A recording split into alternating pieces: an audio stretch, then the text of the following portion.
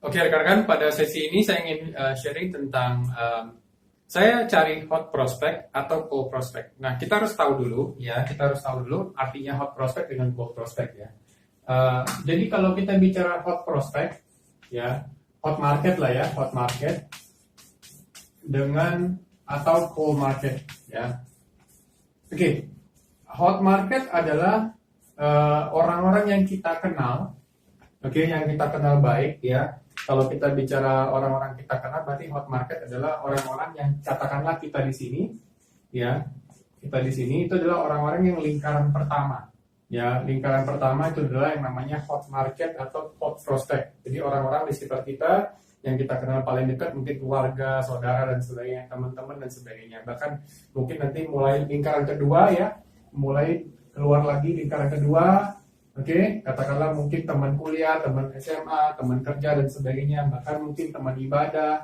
Nanti dia masuk lagi mungkin lingkaran ketiga, makin jauh otomatis adalah orang-orang yang makin hubungannya kurang dekat tapi masih kenal ya.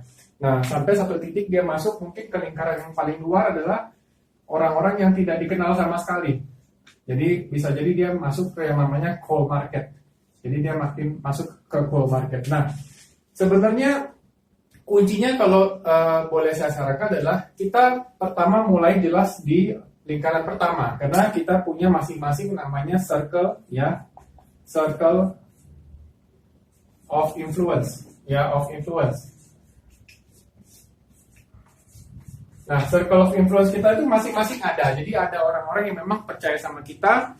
Nah, orang-orang itu kita bisa tawarkan produknya, kita bisa tawarkan bisnisnya. Jadi otomatis kita mulai dari lingkaran pertama terdekat sama kita. Nah, kemudian kita baru masuk ke lingkaran kedua, ketiga, dan seterusnya. Tapi artinya apa? Saya bisa jadi bikin daftar nama, katakanlah saya bikin 100 daftar nama, ya, saya bikin 100 daftar nama, dan saya mulai yang namanya, mulai bikin urutan 1 sampai 20 misalnya adalah saya punya lingkaran pertama misalnya. 21 misalnya sampai 40 misalnya, lingkaran yang berikutnya yang agak sedikit jauh misalnya. Sampai misalnya 41 dan seterusnya misalnya, katakanlah orang-orang yang lebih jauh lagi yang jarang dikontak atau jarang dihubungi misalnya. Tapi nggak tutup kemungkinan bahwa mereka juga adalah orang-orang yang sebenarnya akan bergabung bersama kita. Nah, tapi juga jangan lupa bahwa sebenarnya ada kondisi di mana satu, orang-orang yang lingkaran pertama ini bisa jadi mungkin mereka adalah orang-orang yang mungkin menolak kita. Karena memang seperti itu, terkadang ada orang-orang lingkaran pertama yang malah justru menolak kita. Nah, karena ada satu istilah di bisnis jaringan itu adalah nabi tidak dipercaya di wilayah sendiri, ya. Nabi tidak dipercaya di wilayah sendiri, ya. Nah, makanya kalau kita ngerti poin ini, kadang untuk orang-orang lingkaran pertama atau lingkaran kedua yang orang-orang dekat sama kita jangan bergerak sendiri misalnya. Makanya kita misalnya mengundang upline atau mengundang senior, minta bantuan orang ketiga. Jadi pada saat kita minta bantuan orang ketiga untuk meyakinkan orang terdekat kita, itu akan lebih efektif dibanding kita yang meyakinkan orang terdekat kita. Karena orang terdekat kita itu pada saat kita bawa satu produk atau bawa satu bisnis, dia belum percaya sama kita. Apalagi dia belum melihat hasil, betul nggak? Tapi kalau kita bisa undang senior kita untuk katakanlah membantu presentasi, untuk menjelaskan tentang bisnisnya, itu akan lebih baik dan akan lebih efektif. Sehingga orang-orang terdekat kita itu dapat sumber informasinya bukan dari kita, tapi dari langsung dari upline kita atau senior kita. Kenapa? Karena pertama yang jelas kita belum bisa menjelaskan secara detail. Kita belum bisa jelaskan secara lengkap, secara rinci. Kita juga sendiri mungkin belum paham, masih terpatah-patah pengertian kita gitu ya, belum full. Nah, kita gunakanlah yang namanya tools upline kita sebagai bala bantuannya istilahnya. Nah, kita minta bantuan upline kita untuk membantu kita mempresentasikan orang-orang terdekat kita. Jadi kita pakai bala bantuan yang di luar, pakai orang ketiga. Oke, itu akan lebih efektif. Nah, otomatis sambil berjalan dan kita belajar presentasi, kita belajar demo, kita belajar tentang marketing plan. Lama-lama kita menguasai materi, betul nggak? Pada saat kita menguasai materi, kita akan lebih efektif untuk menjawab pertanyaan-pertanyaan. Istilahnya kalau orang bilang itu, kita punya peluru tuh udah makin banyak, karena kita udah makin banyak knowledge-nya atau pengetahuannya. Nah, kemudian juga ada satu yang jadi pertanyaan adalah, saya kira-kira merekrut orang yang sudah pernah MLM atau yang belum pernah MLM misalnya. Contoh ya, ada orang yang katakanlah, kalau kita cari orang yang udah pernah MLM atau yang belum pernah jalanin MLM, kalau yang udah pernah jalanin MLM kayaknya lebih cepat deh, lebih efektif gitu. Kalau yang belum pernah jalanin MLM kayaknya agak lambat gitu. Nah, saya kembali masalah relatif menurut saya gini. Kalau kita ketemu sama orang yang memang sudah pernah jalanin MLM, dia sudah pernah berhasil di satu MLM, dan kita mencoba untuk ajak dia bergabung sama kita di bisnis ini. Memang dia akan lebih cepat untuk bergerak. Tapi kalau boleh saya jujur, terkadang di sini yang jadi kendala adalah orang-orang yang sudah pernah jalanin MLM, mereka sudah yang namanya IKA. IKA itu apa? IKA itu adalah I know already. Jadi mentalitasnya, ya,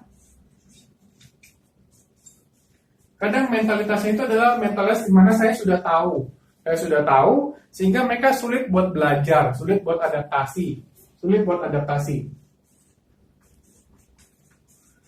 Sehingga pada saat diajak bergabung ke satu perusahaan atau ke company lain sama orang lain misalnya, kadang-kadang dia sulit untuk belajar karena dia merasa dia sudah tahu, dia sudah pintar. Jadi sehingga dia mau belajar untuk di bisnis itu, dia sulit untuk menerima masukan-masukan dari senior di sana misalnya. Nah, tapi kalau dia bisa rendah hati untuk menjalankan atau mau belajar adaptasi untuk menjalankan bisnis baru tersebut, ini orang akan sangat potensial untuk bisa berhasil.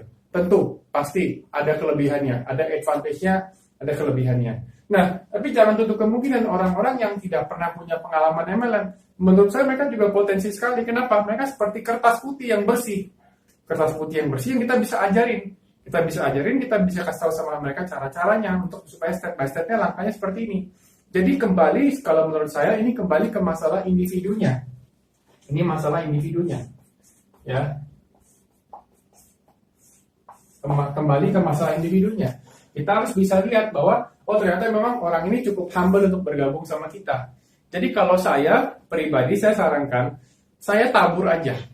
Ya, tabur aja saya sebanyak-banyaknya. Yang jelas saya mau tabur dari mulai hot prospect, dari mulai hot market, dari mulai orang-orang terdekat saya, ya, sampai terus saya tabur sampai orang-orang yang saya tidak kenal. Nah, orang yang saya tidak kenal bagaimana? Ya, saya belajar kenalan. Seperti biasa, kita kenalan sama orang, kita mungkin bisa kenalan lewat sosial media, mungkin kita bisa kenalan pas lagi antri kopi misalnya, atau misalnya kita pas lagi ngantri ATM, kita bisa kenalan. Jadi sebenarnya sederhana, tinggal buka pembicaraan saja. Kenalan, tukar nomor telepon, tukar kartu nama, dan sebagainya. Sesimpel itu untuk mendapatkan yang namanya cold market. Nah, cold market yang jelas, bisnis ini dibangun dari trust.